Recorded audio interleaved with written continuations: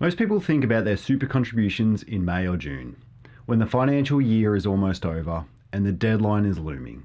But the start of July is actually the most powerful time of the year to act on this, and most people miss it completely.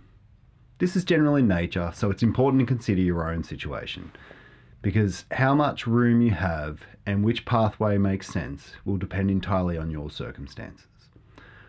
The core principle applies almost universally. Here's why the timing matters. Concessional contributions, the ones that made from pre-tax income, taxed at 15% inside super, rather than your marginal tax rate, have an annual cap.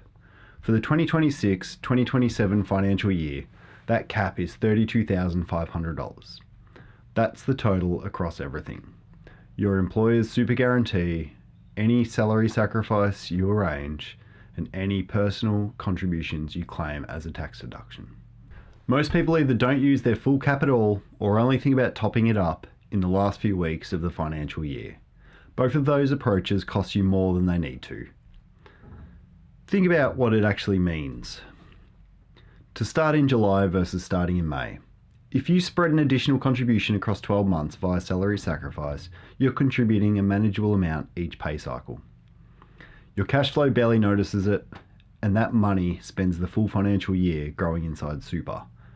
If you start in May and try to find a lump sum, you're competing with everything else that's happening in your life at that moment. The money has almost no time to grow before the year closes, and you're far more likely to fall short of what you intended.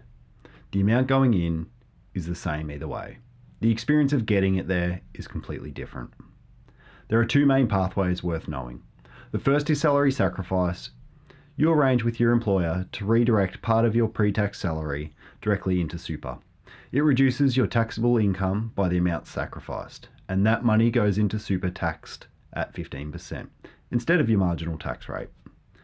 For most people in the 32.5% or 37% tax bracket, that's a meaningful difference on every single dollar. And because it comes out of each pay cycle automatically, it's the most frictionless version of this strategy. You set it up once, it runs for the whole year. Salary sacrifice is set and forget. Personal deductible contribution is flexible and you claim it at tax time. The second pathway is a personal concessional contribution. Instead of going through your employer, you contribute directly to your super fund from your own cash flow and then claim a tax deduction for it when you lodge your tax return. This is particularly useful for people who are self-employed or whose employer doesn't offer salary sacrifice, or those who want the flexibility to decide the amount closer to the end of the financial year, once they know how the year has played out. Both count towards the same $32,500 cap and both achieve the same tax outcome.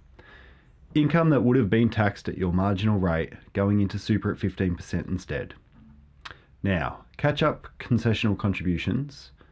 This is the part most people don't know about.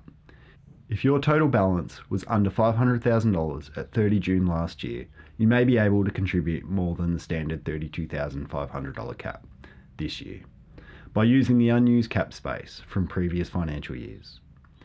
The unused amounts carry forward for 5 years, which means right now, in 2026-2027, some people could have access to significantly more than the standard cap, potentially up to $175,000 in concessional contributions this year alone, depending on how much unused space they've accumulated.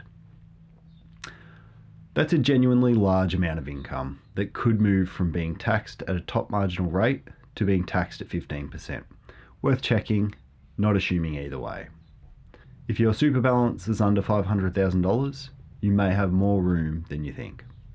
And the reason July is the right time to think about all of this, not May or June, is that almost every version of this strategy works better with time. Salary sacrifice works better spread across a full year. Cash flow planning for a personal contribution works better when you've got 12 months to build it, not 6 weeks. And catch-up contributions often require thinking through your overall tax position for the year, which is much easier to do in July than when you're already behind the 8 ball in June. The people who get the most out of the concessional system aren't the ones who scramble at year end.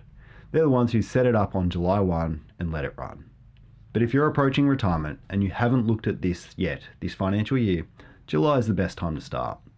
And one more thing worth mentioning while we're here. July is also the natural time to start thinking about your other tax deductible expenses for the year ahead.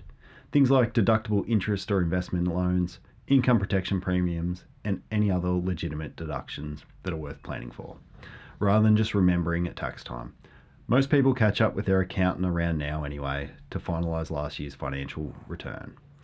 That's actually the perfect moment to have the broader conversation, not just what do I need to lodge, but what should I be setting up now to make next year's return work harder for me? The accountant meeting in July is the most underused planning conversation most people have access to. Worth making the most of it. Now you've got your contribution sorted for this financial year, but there's one more thing worth checking while you're thinking about this. A lot of people getting their super sorted are still sitting in an investment mix that's quietly costing them far more than any tax saving will recover. I show you exactly what to look for in this video. If you'd like help working out which pathway makes sense for your situation, I work with Australians in exactly this position. You can find details below.